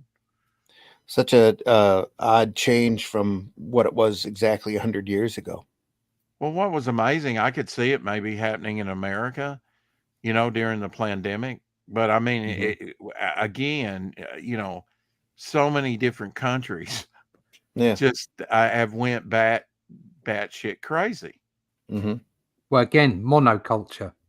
Mhm. It's people. I mean, that particular thing is an awful lot of Groupthink. people at the top who are cowardly and Mhm. won't do the right thing. Right. All that stuff is just about, how can I protect my position and keep it going. It's And not about what's kick the best for can down people. the road. Yeah, Yeah. yes, yeah, Don't address the problems. yeah. How do I So- get elected in next time? That's simply it. That's I know it is all about electioneering. It's- By the time you would gear up to do anything, Yeah. I mean, you never stop really electioning. With Mm. you need to either have term limits or you need to have lengthier. That won't work because it's just it's vying for power. short-termism. It's short-termism, and it happens everywhere in the Western world, unfortunately. Well, yeah, your mindset is just on the here and now, and Yeah. I think it is short-sighted thinking. Which is weird because back in the day, 2, 3, 4, 500 years ago, you think about when they were building massive architecture and what have you. A lot of people that worked on big buildings didn't see the end of it. No. They were building it, and then their children would continue building it. It would be a legacy item. They believed so much in whatever the zeitgeist was at the time that they were prepared to put all their effort into the building of a project and not be around to see the end of it. It was a generational thing, multi-generational thing. Whereas now everything's just quick. Well, some plant the tree, some water it, some pick the fruit. Yeah. Some never see the fruit. Yeah, that's just the way it is. Yeah. Mm-hmm. I mean, some of us still, when you think about, I think the other thing is, we talk about family and generational and all the rest of it, that kind of stuff. And the family unit, it makes a big difference. I consider the stuff that I leave, it's not just monetary. What I can leave my children is important. And if in some way it can help the wider society around them, I don't know what it might be. I've got no delusions of grandeur, but if you can, I think it's a really good thing to see that way. And I think having families, having kids, actually it encourages that kind of thought process that you want to leave something. You want to. It's not just about I want to be remembered, but you actively want to do something useful. Want to leave a legacy. It's not just about legacy. It's Right. just leaving something useful, more than just passing your house on to your kids. Mm-hmm.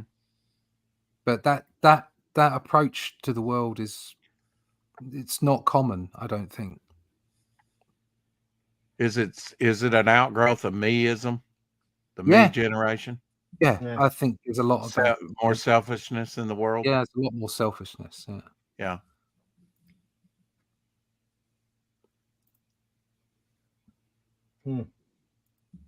Meanwhile, back at the ranch, Yeah. look at this.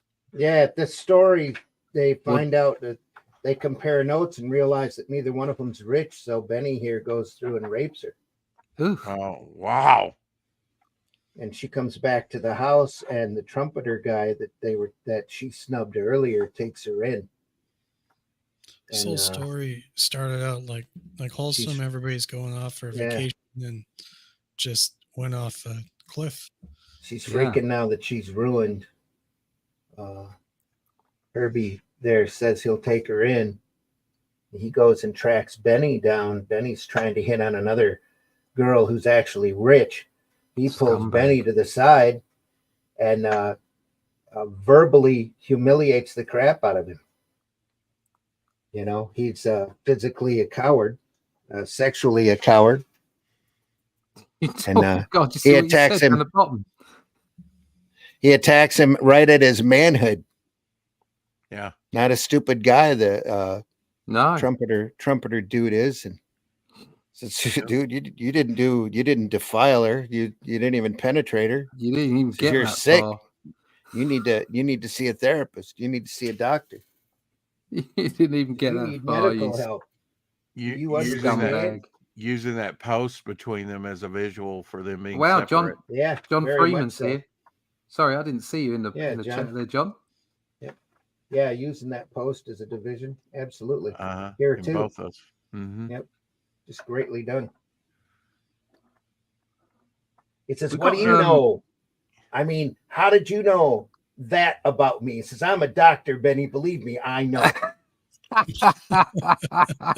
Brilliant. Says, why don't we both keep quiet about this? Don't ever mention Goldie's name ever. Okay. He says, and he goes back to his game plan. What Wow. was that about, Benny? I'm or some guy's advice about his girl. Oh. Okay, Benny, you must be a he devil with the girls. You're so sophisticated. So, yeah. So when am I going to meet your folks?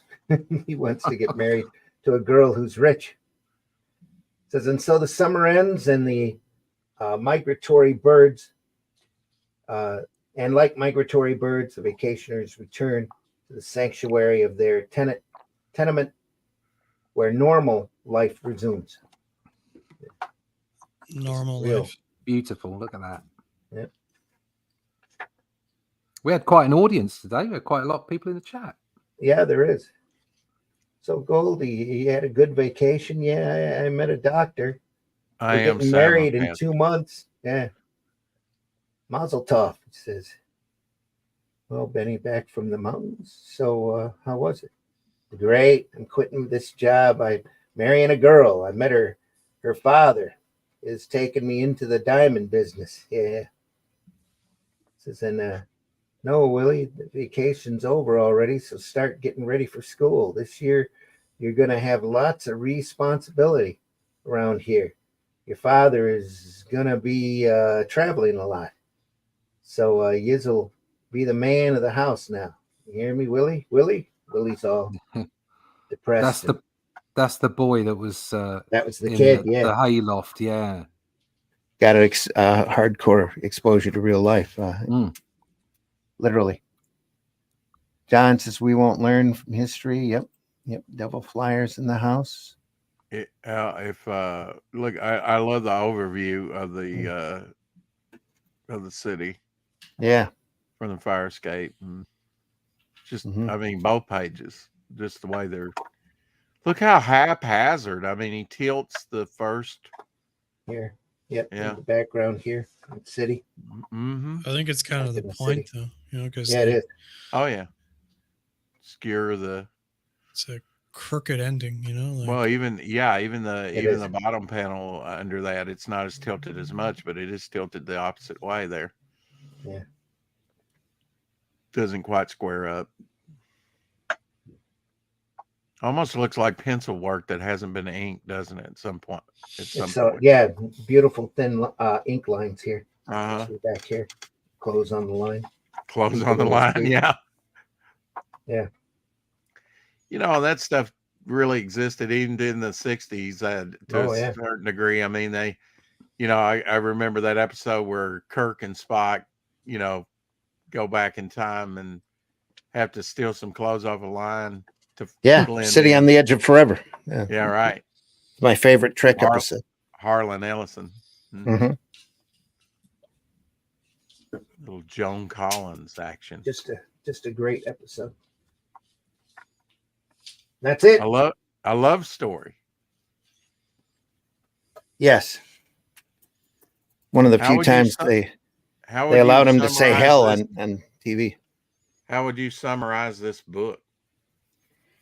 Very much a slice of life, a set of memories from Eisner's past.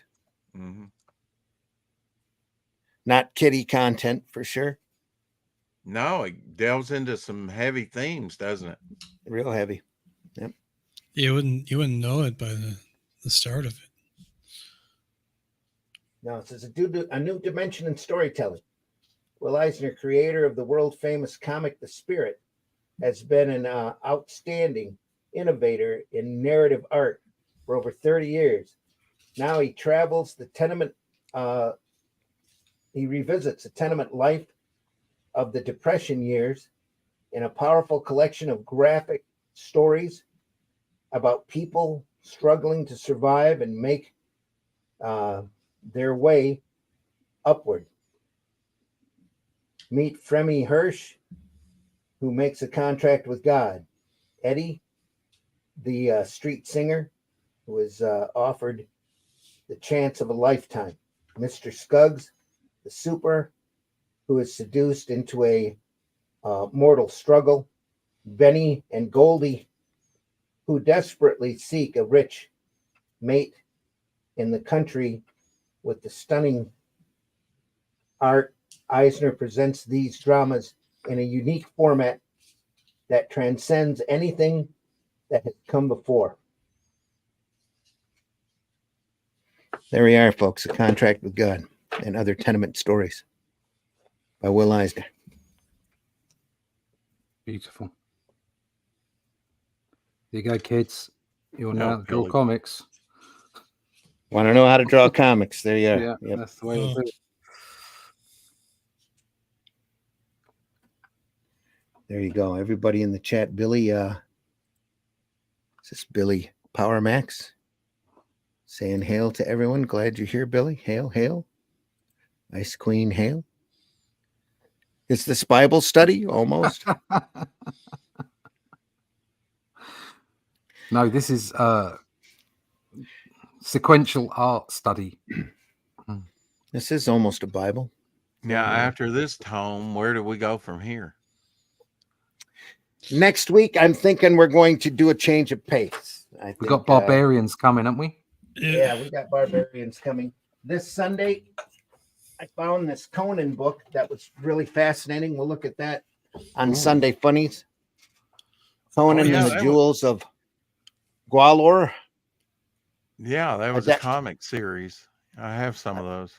Adapting a Robert E. Howard story by the great P. Craig Russell, who really surprised me because I never thought his style would lend to the hard barbarian that Conan is. He's did such a great job on the Elric run. You know, it's really funny. We're going from barbarism to barbarism. You know, like we're very much so. Yeah. Yeah, one's a barbarian and one's it's just which one's worse. We're all just monkeys out the trees underneath our clothes. Yeah. Yeah. Yep. Just had to go there, didn't you, Russ? Yeah. Just get rid of the veneer of civilization. That's all we are. Yeah. You just next had to rip Friday. the scab off. This is what I'm thinking for next Friday. I found this beat up old copy of Almuric. Yeah. Cool. Which is a kind of Robert E. Howard's version of John Carter of Mars. Wow. Well, I've never seen this one. No, I didn't know this existed. Drawn or written, adapted, I should say, by Roy Thomas. Yeah. And drawn by Tim Conrad. You got that for $3, Randy? That's an early graphic novel. I picked it up for a lot less than that. I tried selling it at a rummage sale or something. It's all beat up. How dare you? But the artwork is incredible. Why would you sell it? Well, I didn't, so I kept it. Yeah. The artwork's incredible. We'll take a look at that next week. Cool. Jeez. You know, if I had all of the books that I owned, I'd need a bigger house. No. Yeah, I can't say that, but I'd be a lot richer. I don't know. I'd probably be a little poorer, but I'd have a lot more books. So. Here we are. I want to thank everybody for stopping by today. Our audience is huge, especially for 7 a.m. Yeah. Thank you so much, everybody that's stopping by. We hope you had a good time and at least enjoyed going through that iconic book as much as we did. Deeply appreciate you being here. We know the majority of our viewership is after the fact. So if you enjoyed this, make sure you leave a like or a some sort of comment on whatever platform you're watching us from. We are on multiple platforms. The Indie Comics Network YouTube channel is the primary one where we're all archived over there. There is the Comic Book Black Belt YouTube channel, the Randy Zim YouTube channel. Also has practically all of our episodes there. And Whiskey has a Rumble channel. What is that? Bayonet and Bandit Ricochet over on Rumble, where he's starting to archive the shows over there as well. And we deeply appreciate everybody watching, no matter where or when you did. So Levi says, thanks. Thank you for all I'm the archiving Levi, it for on being here. stone For the excellent tablets as show. we speak.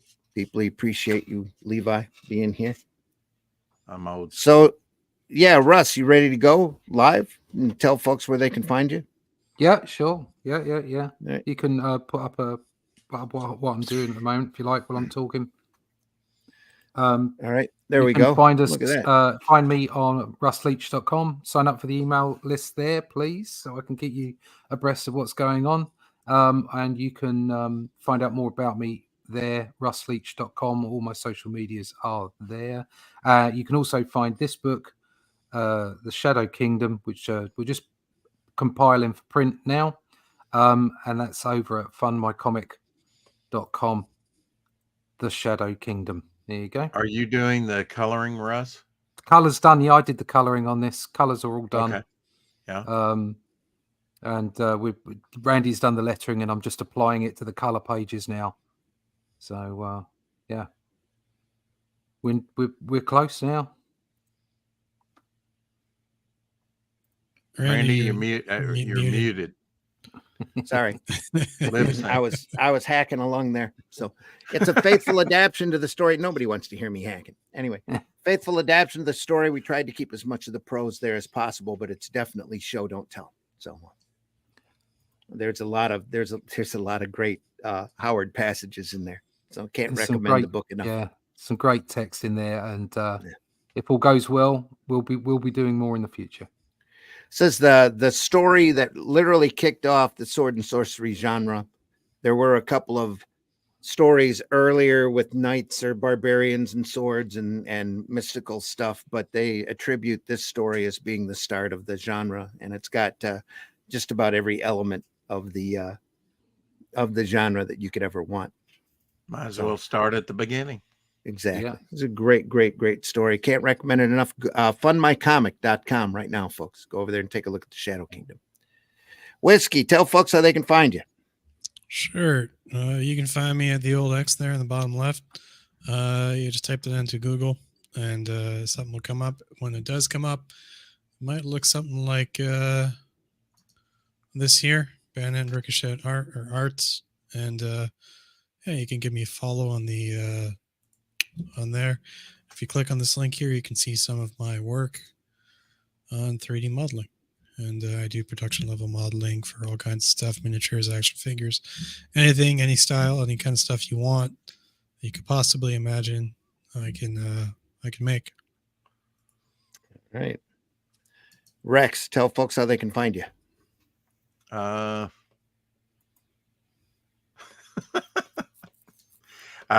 If you want to be found, I guess. On the Twitter, right. I'm in the witness protection program with a killer satellite. That's with there we are. Right. Yeah, but we're bouncing off several.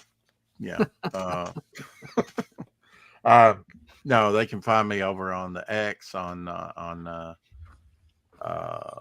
Instagram under Rex Christian on Facebook. I know you guys like Facebook, and do a daily show on YouTube, among other things. And Fund My Comic, Devil Flyer. Devil Flyer at Fund My Comic, folks. Go look it up. Mm-hmm. We're in our last 30 days. Yep. You're in your last 30 days? Last 30 days, yeah. Mm-hmm. Folks, I've been your host, Randy Zimmerman. Deeply appreciate, again, you stopping by. Hope you enjoy our show. Hope you enjoy the archives. You get a chance to look at that. And Sunday mornings, we do it all. The Sunday Funnies there as well, 9 a.m. Eastern time. This Sunday, we are going to be looking through that Conan book. Like I said, there's a lot of great stuff to see over there as well in the Sunday's Funnies program, the Indie Comics Network, Comic Book Black Belt, Randy Zim YouTube channel, and Whiskey's Rumble, as well as who knows where else you might find us. So, we'll see you then, folks. We'll be back Friday morning, 5 a.m. to do this all again. Deeply appreciate you being here. Thanks for everybody. Thanks for the chat. good conversation, great stuff to see. There's so much great sequential artwork out there for you to find, and you never know where you'll find them. I always tell folks to go visit their local retailer, look at those boxes closest to the floor. You never know what great gems you're going to run across, and what great bargains you can find there as well. And your local retailer will appreciate you patronizing them, believe me. So we need more readers in this business. If you love comics, tell people you love comics. Give away comics as a gift. And let's can or at least cut short this negativity, guys. Hating ain't creating. So let's go out there and make comics. Make good comics. Make the best comics that you can. And tell the world. Anything else, folks? We'll see you. Yeah. See you next time. See you soon. That's a couple of bumps and we'll be out of here. Take care, everyone. Want to thank Mike Jimmy also for stopping by. Glad he was here. Yeah. Oh, maybe on our nappy out, Jimmy. Yeah. On our way out, we can remind you of the immortal words of Mr. Groucho Marx, who says, outside of a dog, a book is man's best friend. Inside of a dog, it's too dark to read. Wah, wah. Wah, wah, wah, wah, wah, wah. And that's Take the most care, ridiculous thing I've ever heard. Exactly. Most ridiculous thing. Good night, Miss Calabash. That was Jimmy Durante, by the way. I know. Okay. Don't correct me, Randy.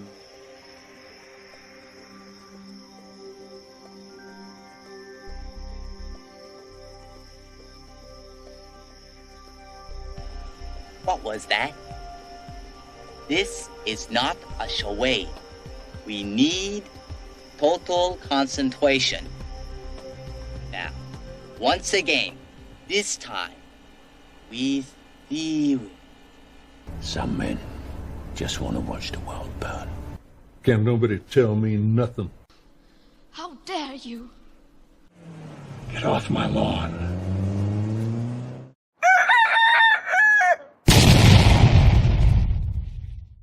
If you look at something and there's nothing there, what's the difference of figuring out what it was in the first place?